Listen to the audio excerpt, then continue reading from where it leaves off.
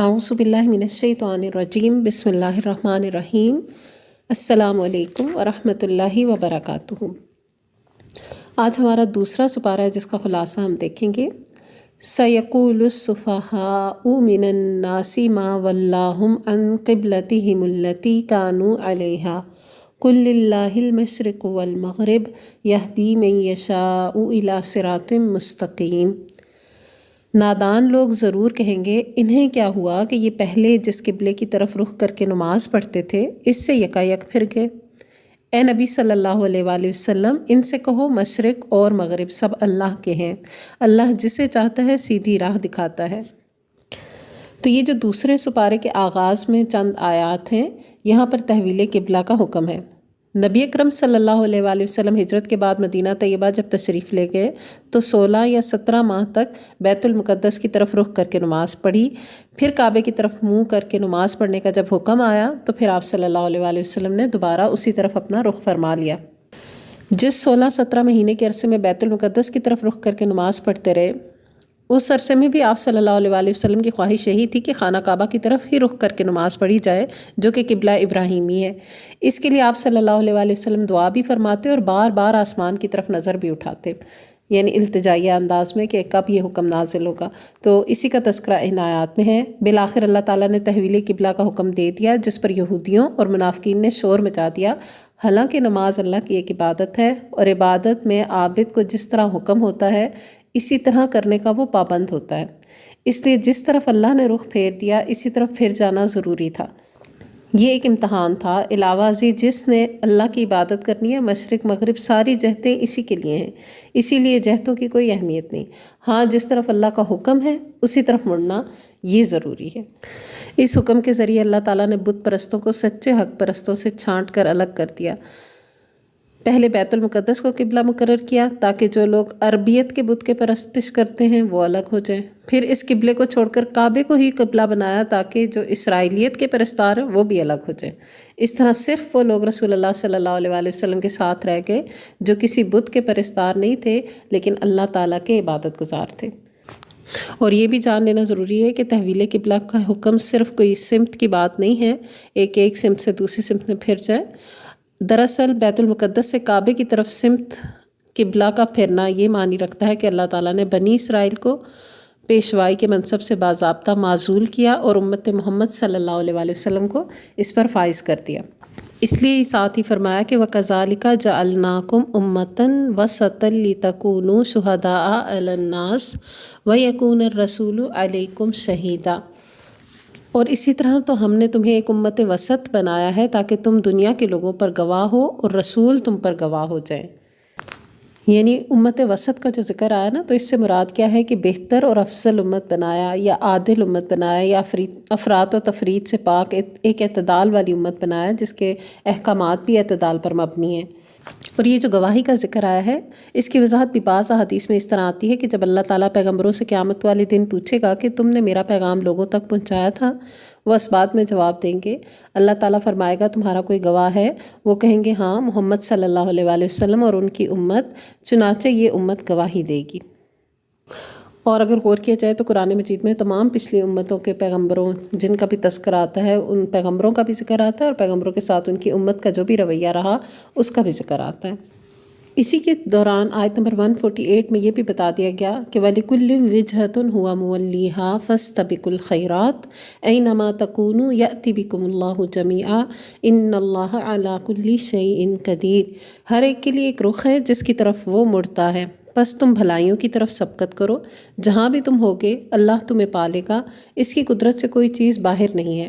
تو اس کا ایک مطلب تو یہ ہے کہ ہر ایک مذہب سے تعلق رکھنے والا شخص کسی نہ کسی قبلے کو فالو کرتا ہے۔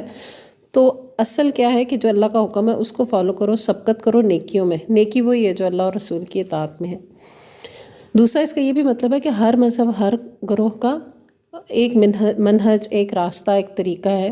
تو اللہ کو جو پسند ہے وہ کیا ہے کہ تم نیکیوں میں سبقت کرو، اور نیکی وہی ہے جو اللہ اور رسول صلی اللہ علیہ وآلہ وسلم کی اطاعت ہے۔ تو جو اللہ اور رسول صلی اللہ علیہ وآلہ وسلم کی اطاعت کے راستے پہ چلے گا پھر اس کو پریشانی نہیں ہے، اللہ کی قدرت سے کوئی چیز باہر نہیں ہے۔ جب کوئی سبقت کرے گا نیکیوں کی طرف تو اللہ تعالیٰ اس کو اس کا اجر انشاءاللہ دے گا۔ ساتھ ہی فلا تخشوہم وخشونی کہہ کر مسلمانوں کے اندر سے خفیہ ڈر کو بھی ختم کر دیا کہ مجھ سے ڈرو، ان سے نہ ڈرو۔ فلا تخشوہم، ان لوگوں سے نہ ڈرو، ان مشرکین مکہ سے، ان یہود سے، ان منافقین سے نہ ڈرو جو ان کی باتیں ہیں، ان سے نہ ڈرو۔ وخشونی، میری خشیت رکھو۔ وَلِيُتِمَّ نِعْمَتِي عَلَيْكُمْ وَلَعَلَّكُمْ تَهْتَدُونَ، تاکہ میں اپنی نعمت کا تم پر اتمام کروں، اسے مکمل کر دوں اور تم راہ پا جاؤ جو سیدھا رستہ ہے۔ جیسے کہ کل کے اس بارے میں بھی ہم نے دیکھا تھا کہ ہدایت کیا ہے کہ انسان صحیح رستے پر چل کر اپنی منزل پہ پہنچ جائے جس کا انجام اچھا ہے۔ جیسے کما ارسلنا فیکم رسولا منکم، یعنی جس طرح پہلے تمہیں میں سے تمہارے اندر ایک رسول بھیجا۔ تحویل قبلہ پر عمل کرو گے تو اللہ کی نعمت کا اتمام ہوگا، جیسے پہلے ایک نعمت تمہیں ملی ہے بہت بڑی کہ نبی اکرم صلی اللہ علیہ وآلہ وسلم کو تمہیں میں سے تم پر مبعوث کیا۔ یتلو علیکم آیاتنا، جو تم پر ہماری آیتوں کی تلاوت کرتا ہے، ویزکیکم، اور وہ تمہاری زندگیوں کو سنوارتا ہے، وَيُعَلِّمُكُمُ الْكِتَابَ، اور تمہیں کتاب سکھاتا ہے، وَالْحِکْمَةَ، اور حکمت، وَيُعَلِّمُكُم مَّا لَمْ تَكُونُوا تَعْلَمُونَ، اور تمہیں وہ چیزوں کا علم سکھاتا ہے جن کو تم پہلے نہیں جانتے تھے۔ یعنی نبی صلی اللہ علیہ وآلہ وسلم کا ان تمام اوصاف کے ساتھ مبعوث ہونا جتنی بڑی نعمت ہے، یہ اللہ کا جو انعام ہے۔ اب آپ صلی اللہ علیہ وآلہ وسلم کی اطاعت کر کے اسی طرح تم اور نعمتوں کا اتمام پاؤ گے۔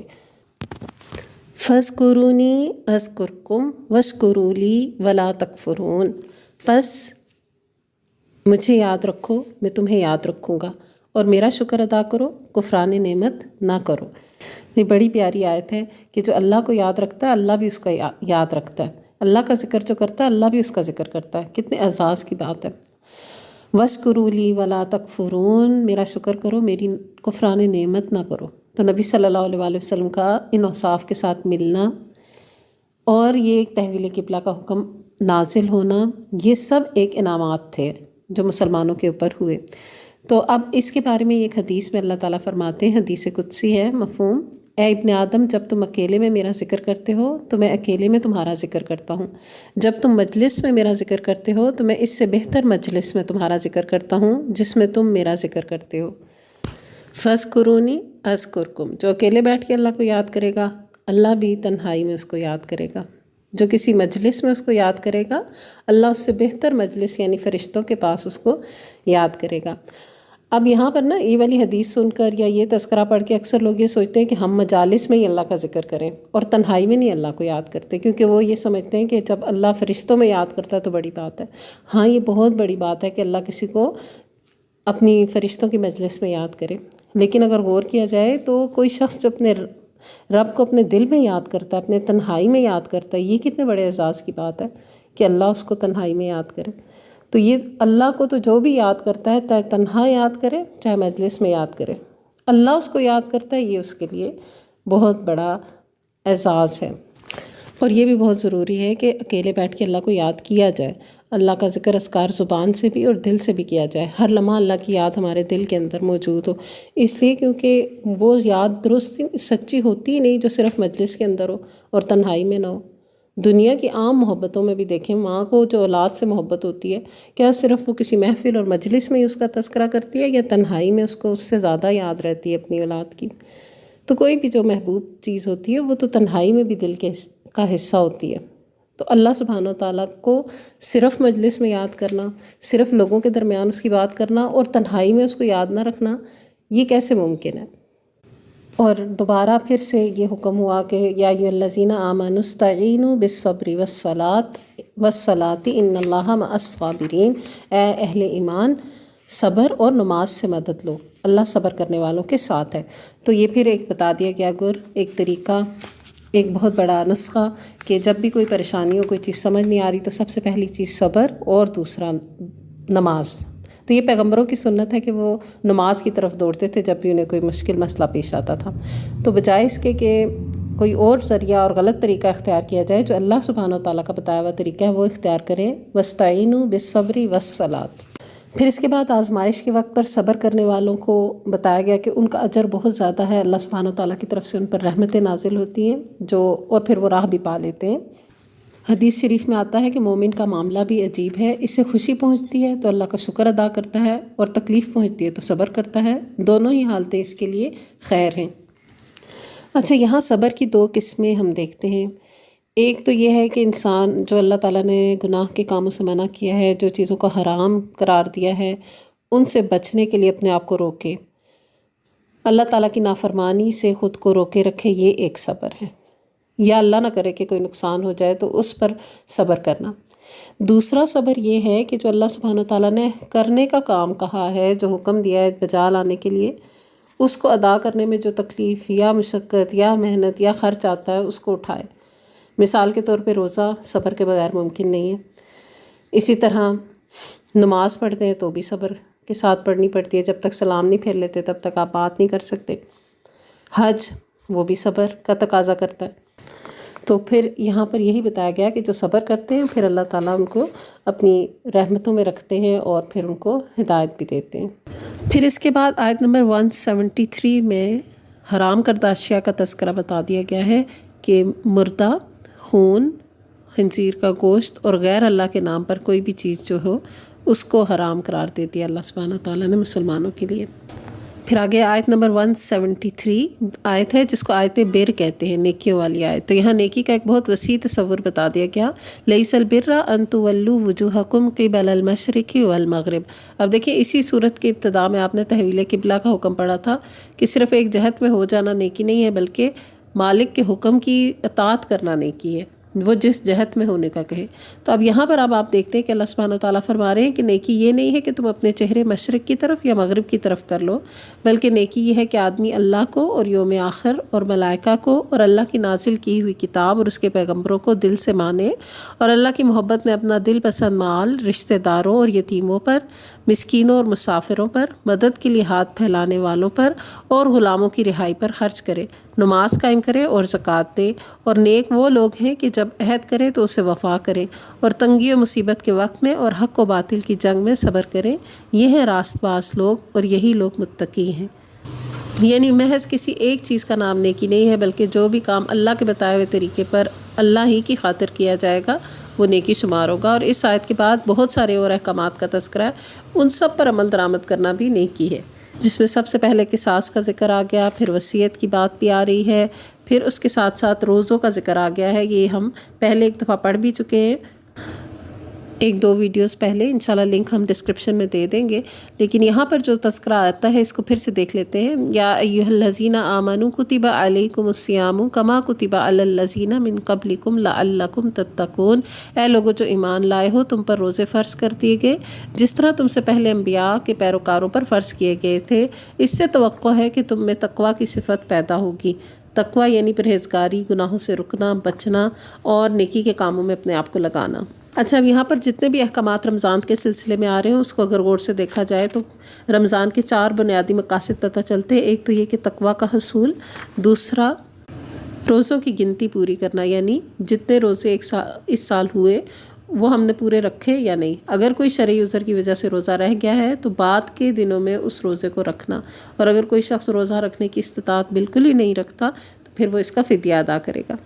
تیسرا ہے جی اللہ کی بڑائی بیان کرنا اس پر جو اس نے ہدایت دی، یعنی اس نے یہ روزوں کا جو ذریعہ بنایا کہ تقویٰ کا حصول ہو اور ہمیں اس کتاب سے رہنمائی مل سکے، تو یہ اس لیے اللہ کی رہنمائی پر، اللہ کے اس احسان پر کہ اس نے ہم پر روزوں جیسی عبادت فرض کی اور اس کی برکتیں ہمیں عطا کی، تو اس پر اللہ کی بڑائی بیان کرنا، نہ کہ اپنے آپ کو بڑا سمجھنا۔ اور چوتھا اللہ کے شکر گزار ہو جانا، وَلَعَلَّكُمْ تَشْكُرُونَ۔ اسی کے ساتھ متصل آیت 186 جس میں رمضان کی آیتوں کے فوراً بعد ہی دعا کا تذکرہ ہے۔ وَإِذَا سَأَلَكَ عِبَادِي عَنِّي فَإِنِّي قَرِيبٌ أُجِيبُ دَعْوَةَ الدَّاعِ إِذَا دَعَانِ فَلْيَسْتَجِيبُوا لِي وَلْيُؤْمِنُوا بِي لَعَلَّهُمْ يَرْشُدُونَ۔ اور اے نبی صلی اللہ علیہ وآلہ وسلم، میرے بندے اگر تم سے میرے متعلق پوچھے تو انہیں بتا دو کہ میں ان سے قریب ہی ہوں، پکارنے والا جب مجھے پکارتا ہے میں اس کی پکار سنتا اور جواب دیتا ہوں، لہٰذا انہیں چاہیے کہ میری دعوت پر لبیک کہیں اور مجھ پر ایمان لائیں۔ یہ بات تم انہیں سنا دو، شاید کہ وہ راہ راست پالیں۔ یہ بہت ہی پیاری ایک آیت ہے جس میں انسانوں کو یہ بتا دیا گیا کہ اگر وہ اللہ تعالیٰ سے کوئی سوال کرتے ہیں، اللہ کو پکارتے ہیں تو اللہ تو قریب ہی ہے، وہ تو پکارنے والے کی پکار کا جواب دیتا ہے، لیکن بندوں کے اوپر بھی کوئی فرض عائد ہوتا ہے کہ جب ان کو ایمان کے کسی معاملے کی طرف بلایا جائے تو وہ بھی لبیک کہیں، وہ بھی حاضر ہوں۔ اب دیکھیں کہ نماز کے لیے دن میں کتنی دفعہ پکار آتی ہے کہ حی علی الصلاح، حی علی الفلاح، آؤ کامیابی کی طرف، آؤ نماز کی طرف، لیکن کتنے ہی لوگ اس پر پریکٹیکلی لبیک کہتے ہیں۔ تو رمضان کی ان مبارک گھڑیوں میں اللہ تعالیٰ کو بہت زیادہ پکارنا، خاص طور پر جیسے کہ حدیث میں آتا ہے کہ افطاری کے وقت روزے دار کی جو ہے دعا قبول ہوتی ہے، اس وقت خصوصاً دعاؤں کا اہتمام کرنا، سحری میں استغفار کا اہتمام کرنا، کیونکہ قرآن میں ذکر آتا ہے وَبِالْأَسْحَارِ هُمْ يَسْتَغْفِرُونَ کہ نیک لوگوں کا تذکرہ یہی ہے کہ وہ سحری کے اوقات میں اللہ سے بخشش طلب کرتے ہیں۔ پھر کچھ حرمت والے مہینوں اور حج کے جو اعمال ہیں یا ان کے جو احکامات ہیں اس کا بھی تذکرہ ہے۔ اس کے بعد آیت نمبر 204 میں ایک مثال ہے، وَمِنَ النَّاسِ مَن يُعْجِبُكَ قَوْلُهُ فِي الْحَيَاةِ الدُّنْيَا وَيُشْهِدُ اللَّهَ عَلَى مَا فِي قَلْبِهِ وَهُوَ أَلَدُّ الْخِصَامِ۔ انسانوں میں کوئی تو ایسا ہے جس کی باتیں دنیا کی زندگی میں تمہیں بہت بھلی معلوم ہوتی ہیں، وہ اپنی نیک نیتی پر بار بار خدا کو گواہ ٹھہراتا ہے، مگر حقیقت میں وہ بدترین دشمن حق ہوتا ہے۔ الد الخصام بڑا ہی جھگڑالو ہوتا ہے، بہت زیادہ بحث و مباحثہ کرتا ہے۔ وَإِذَا تَوَلَّى سَعَى فِي الْأَرْضِ لِيُفْسِدَ فِيهَا وَيُهْلِكَ الْحَرْثَ وَالنَّسْلَ وَاللَّهُ لَا يُحِبُّ الْفَسَادَ۔ اور جب اسے اقتدار حاصل ہو جاتا ہے تو زمین میں اس کی ساری دوڑ دھوپ اس لیے ہوتی ہے کہ فساد پھیلائے، کھیتوں کو غارت کرے اور نسل انسانی کو تباہ کر دے، حالانکہ اللہ فساد کو ہرگز پسند نہیں کرتا۔ وَإِذَا قِيلَ لَهُ اتَّقِ اللَّهَ أَخَذَتْهُ الْعِزَّةُ بِالْإِثْمِ فَحَسْبُهُ جَهَنَّمُ وَلَبِئْسَ الْمِهَادُ۔ اور جب اس سے کہا جاتا ہے کہ اللہ سے ڈر تو اپنے وقار کا خیال اس کو گناہ پر جما دیتا ہے، ایسے شخص کے لیے تو بس جہنم ہی کافی ہے اور وہ بہت برا ٹھکانہ ہے۔ یعنی جب اس سے کہا جاتا ہے کہ خدا کا خوف کرو، اللہ سے ڈرو، تو اس کے اندر ایسا احساس ہوتا ہے کہ اگر کہیں میں ڈر ہی گیا، کہیں میں جھک گیا، کہیں میں اپنے اس عمل سے پیچھے ہٹ گیا، کہیں تکبر سے، اس غرور سے، اس فساد سے میں پیچھے ہٹ گیا تو لوگ سمجھیں گے کہ میں غلط تھا، اور اس قسم کی باتیں اس کے دل میں ایسے خیالات ڈالتی ہیں، ایسا اس کو اپنے وقار اور اپنی عزت کا خیال آتا ہے کہ وہ اپنے وقار کا ہی خیال کرتا ہے، اللہ کے ڈر کا خیال نہیں کرتا۔ اب یہ مثال جو ہے نا معاشرے میں بہت عام ہے، اور یہ پڑھتے ہوئے اکثر لوگوں کے ذہن میں بہت سے لوگوں کا خیال بھی آتا ہوگا، مگر آپ نے لوگوں کے لیے نہیں سوچنا، ہم نے سوچنا یہ کہ کہیں ہم تو ایسا نہیں کرتے، کہیں ایسا تو نہیں ہے کہ ویسے تو جھگڑیالو بھی بہت ہیں، حق کی بات سن کے بحث مباحثہ بھی بہت کرتے ہیں، کسی چیز کے اوپر اگر ہمیں آنرشپ مل جائے، کسی چیز کا ہمیں اگر اقتدار مل جائے، کسی چیز کے اوپر ہماری اتھارٹی ثابت ہو جائے تو اس میں ہم گڑبڑ کرتے ہیں، فساد کرتے ہیں، ظلم کرنے لگ جاتے ہیں، لوگوں کے اندر بس جھگڑے، کئی لوگوں کو مال پیسہ مل جائے یا کئی لوگوں کو اتھارٹی مل جائے تو کیا کرتے ہیں، بس وہ تباہی سی ڈال دیتے ہیں۔ تو یہ جو تباہی والا سلسلہ ہے نا، اللہ کو پسند نہیں ہے، واللہ لا یحب الفساد، اللہ پسند نہیں کرتا فساد کو۔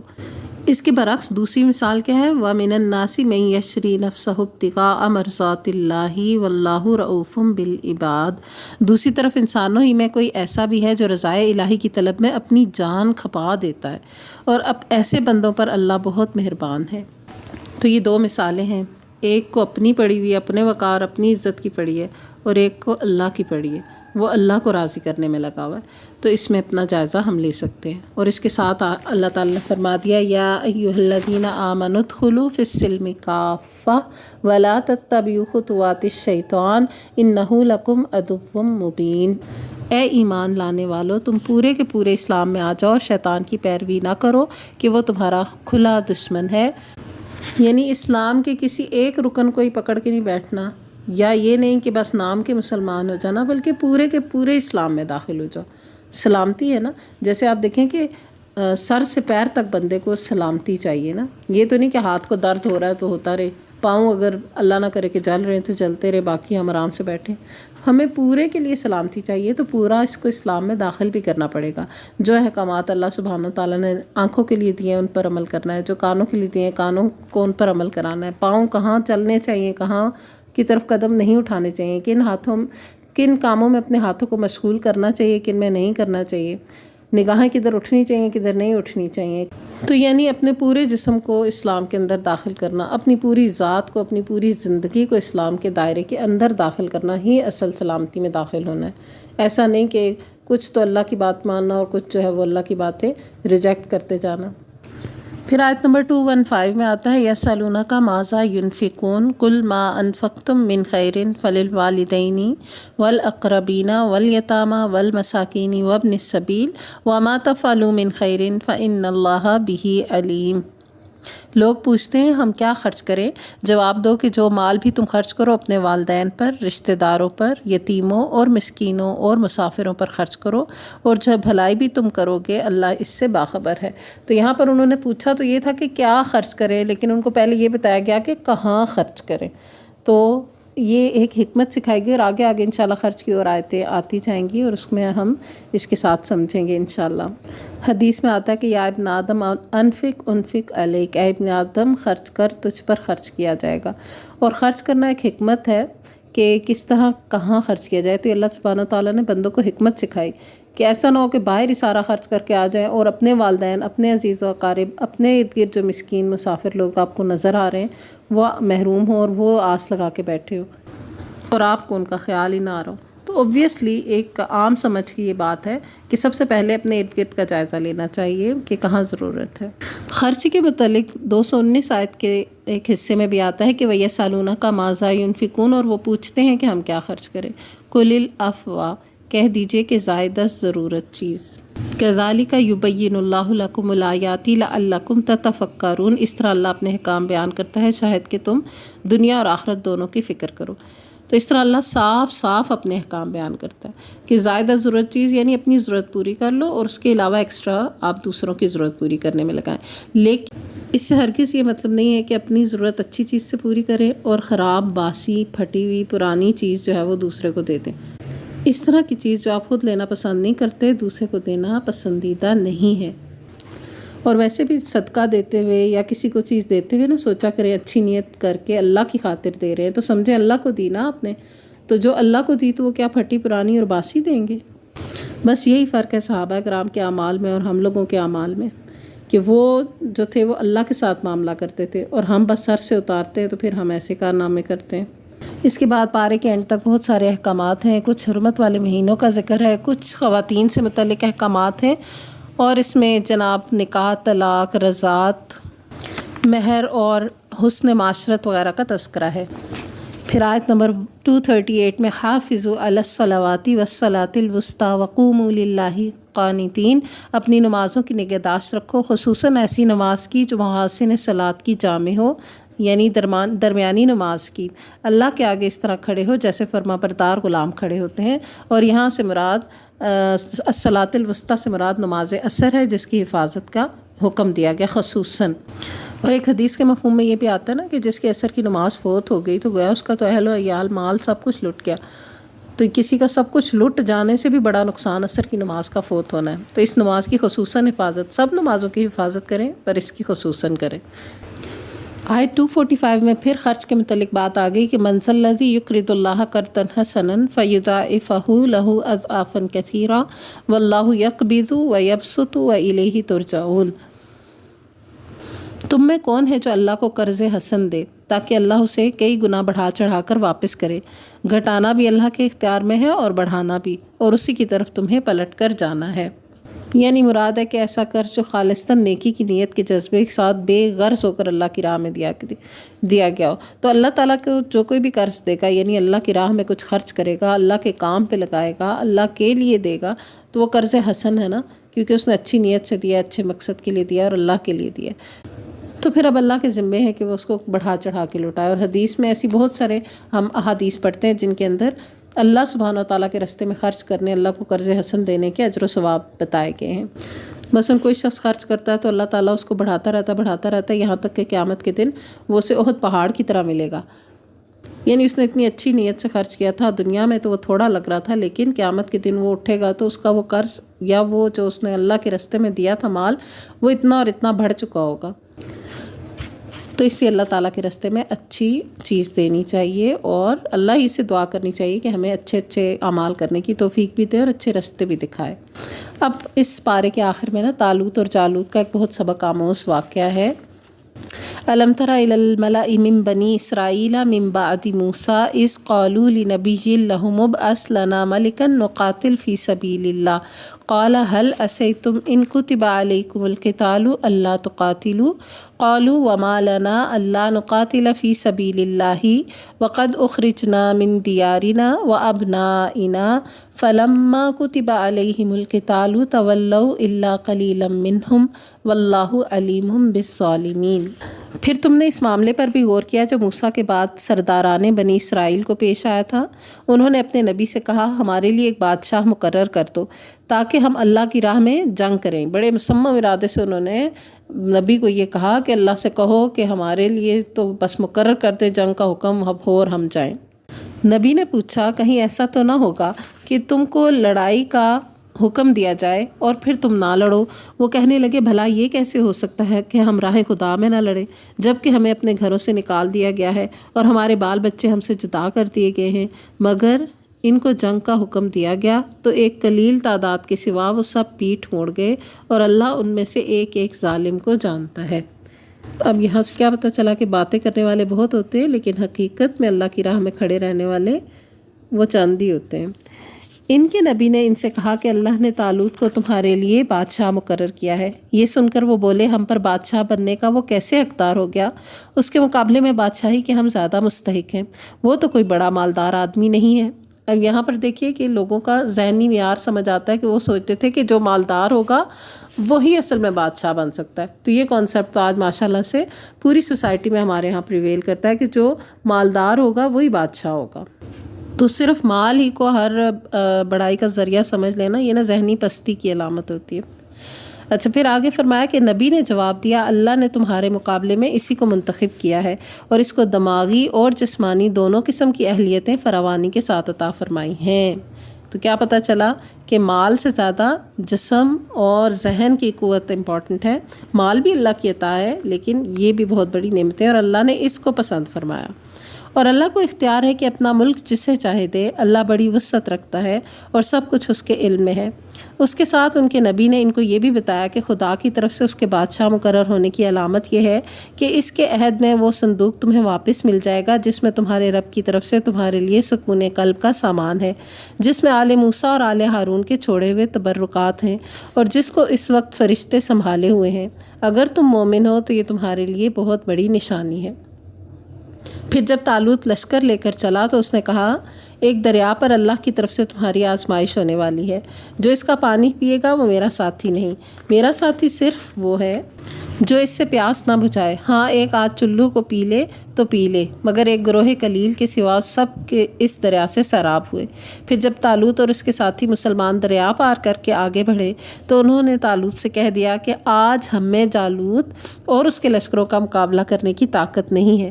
لیکن جو لوگ یہ سمجھتے تھے کہ انہیں ایک دن اللہ سے ملنا ہے انہوں نے کہا کہ کم من فئۃ قلیلۃ غلبت فئۃ کثیرۃ باذن اللہ واللہ مع الصابرین۔ بارہا ایسا ہوا ہے کہ ایک قلیل گروہ اللہ کے اذن سے ایک بڑے گروہ پر غالب آ گیا ہے، اللہ صبر کرنے والوں کا ساتھی ہے۔ تو یہاں سے اب ایک ملاحظہ کریں پچھلا سینیریو کہ ایک بہت بڑی تعداد میں بنی اسرائیل نے کہا جی ہم جنگ کرنے جائیں گے۔ جب جنگ کا حکم آیا تو آدھے ادھر ہی رہ گئے، تھوڑے سے نکلے۔ ان تھوڑے سو میں سے کچھ اس وقت پیچھے رہ گئے جب ان کو دریا میں آزمائش ہوئی کہ یہاں پانی نہیں پینا، صرف چلو بھر پی سکتے ہیں، باقی ادھر رہ گئے۔ اب جو تھوڑے سے رہ گئے تھے ان میں سے بھی جو بچے ہوئے ہیں نا وہ کہتے ہیں کہ ہم نہیں لڑ سکتے، ہمارے اندر جان ہی نہیں بچی، کوئی قوت ہی نہیں بچی کہ ہم ان کے لشکر کا مقابلہ کریں۔ اس میں چند جو تھوڑے رہ گئے نا وہ کہتے ہیں وہ کون ہیں جو یہ سمجھتے ہیں کہ انہیں ایک دن اللہ سے ملنا ہے، یعنی آخرت کا یقین جو ہے وہ جن کو تھا وہ آخر تک ساتھ رہے، اور انہوں نے کہا کہ ہمیشہ بڑی دفعہ ایسا ہوا ہے کہ تھوڑا گروہ بہتوں پر غالب آ جاتا ہے اور اللہ صبر کرنے والوں کے ساتھ ہے۔ اور جب وہ جالوت اور اس کے لشکروں کے مقابلے پر نکلے تو انہوں نے دعا کی ربنا افرغ علینا صبرا وثبت اقدامنا وانصرنا علی القوم الکافرین۔ اے ہمارے رب ہم پر صبر کا فیضان کر، ہمارے قدم جما دے اور اس کافر گروہ پر ہمیں فتح نصیب کر۔ تو کیا ہوا، آخرکار اللہ کے اذن سے انہوں نے کافروں کو مار بھگایا اور داؤد علیہ السلام نے جالوت کو قتل کر دیا، اور اللہ نے اسے سلطنت اور حکمت سے نوازا اور جن جن چیزوں کا چاہا اس کو علم دیا۔ اب یہاں آپ دیکھیں کہ ان کی دعا ایک کوٹ کی گئی کہ وہ نیک لوگ جو بچ گئے تھے، آخری وہ جو کہہ رہے تھے کہ اللہ پر یقین کی وجہ سے وہ کہتے تھے نہیں، تھوڑے بھی بہتوں پر غالب آ جاتے ہیں اللہ کے اذن سے، وہ جنگ لڑنے کے لیے تیار تھے، تو ان کی دعا کوٹ کی گئی، ربنا افرغ علینا صبرا وثبت اقدامنا وانصرنا علی القوم الکافرین۔ اور پھر اللہ کے اذن سے کیا ہوا کہ وہ لشکر جو تھا وہ مقابلے میں ہار گیا اور یہ جیت گئے۔ اب یہاں پر سوال یہ پیدا ہوتا ہے کہ تھی تو یہ جنگ لیکن ذکر دعا کا ہے، حالانکہ بہت سے وار ٹیکٹکس ہوئے ہوں گے، بہت سا جو ریئل سینیریو میں تو بہت کچھ ہو رہا ہوگا نا، لیکن قرآن کے اندر اللہ تعالیٰ نے چن کے اس میں سے وار ٹیکٹکس کو مینشن نہیں کیا، بلکہ ان کی اس دعا کو مینشن کیا کہ انہوں نے یہ دعا مانگی تھی، ان کے ایمان کو مینشن کیا، تو اللہ تعالیٰ نے ان کے اس ایمان اور اس دعا کی قبولیت کی اور اللہ کے اذن سے وہ لشکر پسپا ہو گیا اور یہ جیت گئے۔ تو پتہ یہ چلا کہ دعائیں بہت اہمیت رکھتی ہیں، ذاتی زندگی کا محاذ ہو یا کوئی اجتماعی محاذ ہو، اللہ کو پکارنا نہ بھولیں۔ پھر آخر میں فرما دیا کہ اگر اللہ اس طرح انسانوں کے ایک گروہ کو دوسرے گروہ کے ذریعے سے ہٹاتا نہ رہتا تو زمین کا نظام بگڑ جاتا، لیکن دنیا کے لوگوں پر اللہ کا بڑا فضل ہے کہ وہ اس طرح دفع فساد کا انتظام کرتا رہتا ہے۔ یعنی کس کو ہٹاتا ہے؟ فساد کو، فساد کرنے والوں کو ایمان والوں کے ذریعے ہٹاتا رہتا ہے۔ اسی لیے قرآن میں ایک جگہ آتا ہے وَأَنْتُمُ الْأَعْلَوْنَ إِن كُنتُم مُؤْمِنِينَ، تم ہی بلند رہو گے اگر تم صاحب ایمان ہو۔ تو ایمان ہی کا تو امتحان ہے، ساری دنیا بنی جنگ ایمان اور کفر کی ہے۔ تِلْكَ آیاتُ اللہِ نَتْلُوهَا عَلَيْكَ بِالْحَقِّ وَإِنَّكَ لَمِنَ الْمُرْسَلِينَ، یہ اللہ کی آیات ہیں جو ہم ٹھیک ٹھیک تم کو سنا رہے ہیں، اور تم یقیناً ان لوگوں میں سے ہو جو رسول بنا کر بھیجے گئے۔ یہاں الحمدللہ ہمارا پارہ مکمل ہوا۔ اللہ ہمارا حامی و ناصر ہو۔ وآخر دعوانا ان الحمد للہ رب العالمین۔ سبحان ربک رب العزت عما یصفون وسلام علی المرسلین والحمد للہ رب العالمین۔ یا الہنا آمین۔ والسلام علیکم ورحمۃ اللہ وبرکاتہ۔